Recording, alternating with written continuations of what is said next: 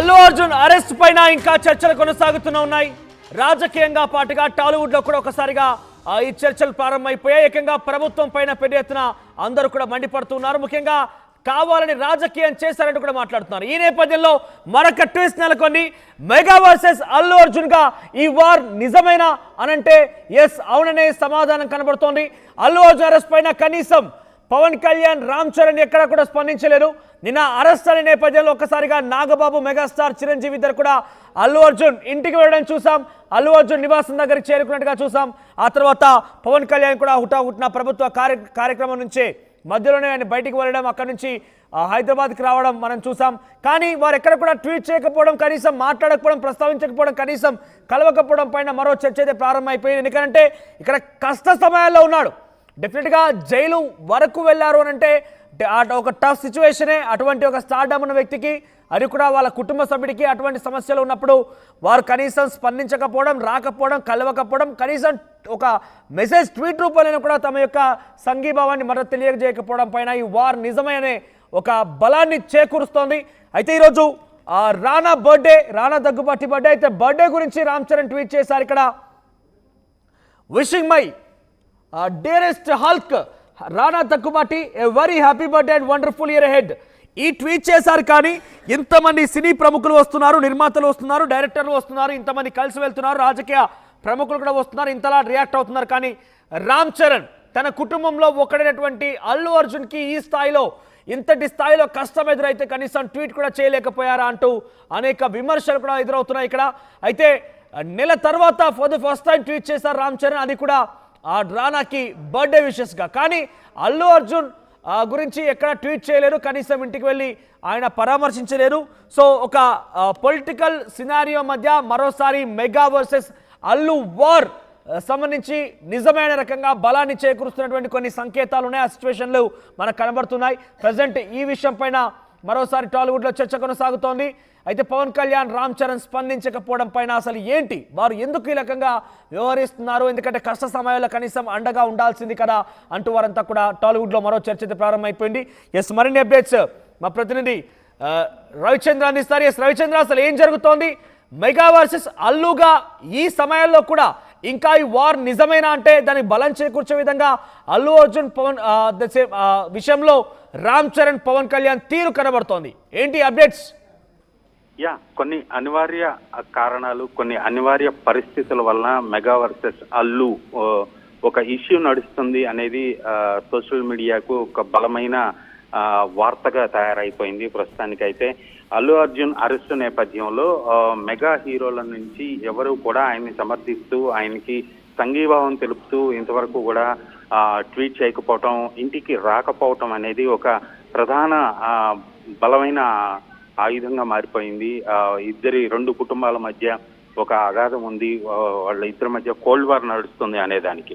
అయితే ఈ అన్నిటికీ ఫుల్ స్టాప్ పెడుతూ నిన్న మెగాస్టార్ చిరంజీవి తన షూటింగ్ ని క్యాన్సిల్ చేసుకొని ఫ్యామిలీ తోటి, అంటే వైఫ్ తో కలిసి అల్లు అరవింద్, అల్లు అర్జున్ ఉండే నివాసానికి రావటం జరిగింది. కొన్ని గంటల పాటు అక్కడే ఉన్నారు. తర్వాత నాగబాబు, మెగా బ్రదర్, కొంత గ్యాప్ నాగబాబు వలన ఎక్కువ ఈ రెండు కుటుంబాల మధ్య అగాధం వచ్చింది. అలాగే నాగబాబు అల్లు అర్జున్ ని ఉద్దేశించి కొన్ని ట్వీట్లు పెట్టాడు అంటూ సోషల్ మీడియాలో వార్తలు జరుగుతున్న నేపథ్యంలో నాగబాబు కూడా ఇంటికి రావటం, తను కూడా సంఘీభావం తెలిపి చాలాసేపు ఇంట్లో ఉండి కుటుంబ సభ్యులందరితో మాట్లాడి వెళ్ళటం జరిగింది.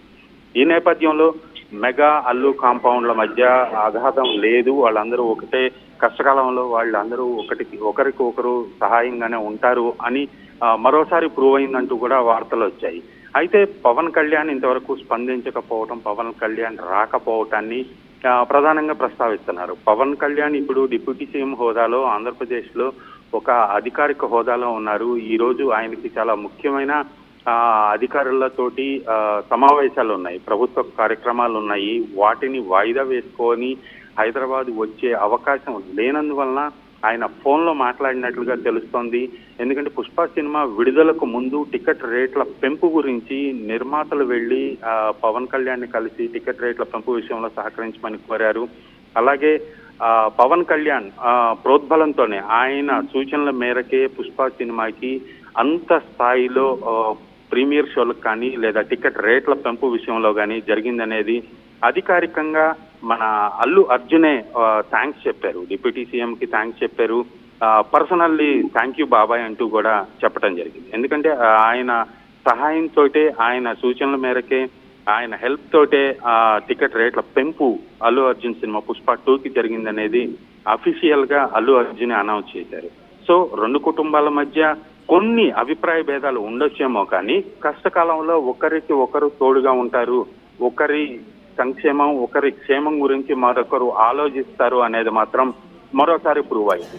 ఇప్పుడు రామ్ చరణ్ అధికారికంగా ఇక్కడికి రాకపోవచ్చు, పర్సనల్ గా ఇక్కడికి రాలేదు, తను వేరే షూటింగ్ కార్యక్రమంలో ఉన్నాడు, తను అఫీషియల్ గా ఇక్కడికి వచ్చి విజిట్ చేయకపోయినా ఖచ్చితంగా ఫోన్ లో అరవింద్ గారితో అలాగే అల్లు అర్జున్ తోటి మాట్లాడి ఉంటాడు అనేది మెగా ఫ్యామిలీ నుంచి, మెగా కాంపౌండ్ నుంచి వస్తున్న సమాచారం. ఇప్పుడు ట్వీట్ వేయలేదు అనే విషయానికి వస్తే ఇది ఒక సున్నితమైన అంశం. అల్లు అర్జున్ ని అరెస్ట్ చేసిన ఒక అంశం, అది ఒక కోర్టు పరిధిలో ఉంది, ఒక న్యాయ వ్యవస్థ పర్యవేక్షణలో ఉంది ఇప్పుడు ఆ కేసు. దాని గురించి ఏమని ట్వీట్ వేయాలి అనేది చాలా సెన్సిటివ్ టాపిక్. కొంతమంది వేస్తే వేసి ఉండొచ్చు కాక, ఇప్పుడు పవన్ కళ్యాణ్ లాంటి ఒక డిప్యూటీ సీఎం హోదాలో ఉన్న వ్యక్తి అల్లు అర్జున్ కి సంఘీభావం తెలుపుతూ ఒక ట్వీట్ వేయటం అనేది నిజంగా అది ఆక్షేపణీయం అనే చాలా మంది చెప్తున్నారు లాజికల్ గా. అలాగే రామ్ చరణ్ కూడా, ఎందుకంటే వీళ్ళు చాలా సున్నితంగా, చాలా సుదీర్ఘంగా ఆలోచిస్తారు, చాలా దూరదృష్టితో ఆలోచిస్తారు కాబట్టి అఫీషియల్ గా వీళ్ళు సంఘీభావం తెలుపుతూ ట్వీట్ వేయలేదు. ఇక్కడికి రావాల్సిన పరిస్థితి, అక్కడ ఆయనకి అవకాశం లేదు కాబట్టి పవన్ కళ్యాణ్ రాలేకపోయారు. రవిచంద్ర నిన్న ఆల్రెడీ ఆయన అక్కడి నుంచి బయలుదేరారు, విజయవాడలో ఒక కార్యక్రమాన్ని మధ్యలో ఆపివేసి ఆయన ఇక్కడికి బయలుదేరారనే విషయంలో వాస్తవం లేదంటారా? ఆయన హైదరాబాద్ లో ఉన్నారా, ప్రజెంట్ విజయవాడలో అధికారిక కార్యక్రమంలో ఉన్నారా?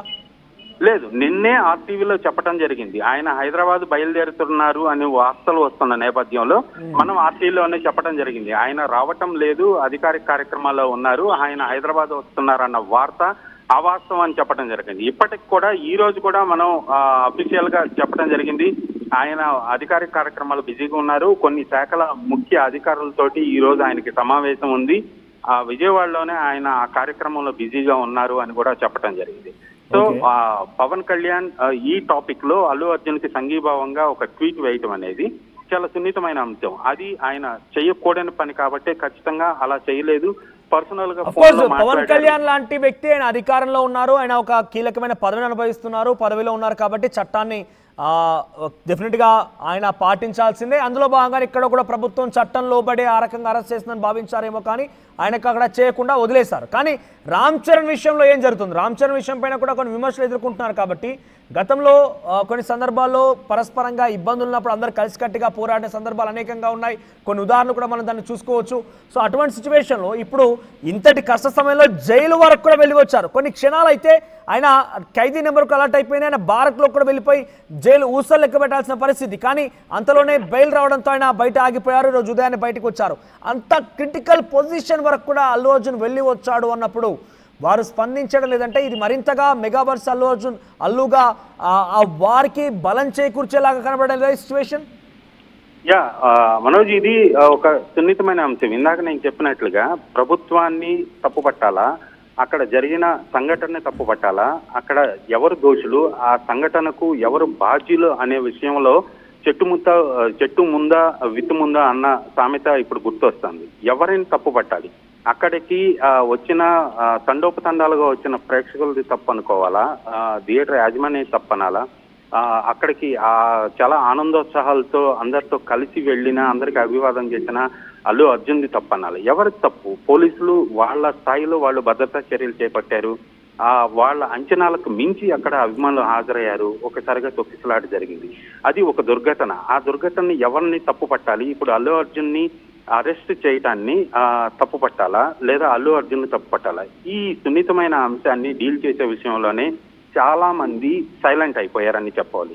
రామ్ చరణ్ విషయానికి వస్తే రామ్ చరణ్ సోషల్ మీడియాలో అంత యాక్టివ్ ఏం కాదు. ఓకే, ఇది ఒక సున్నితమైన అంశం కాబట్టి దీన్ని డీల్ చేయటం కష్టం.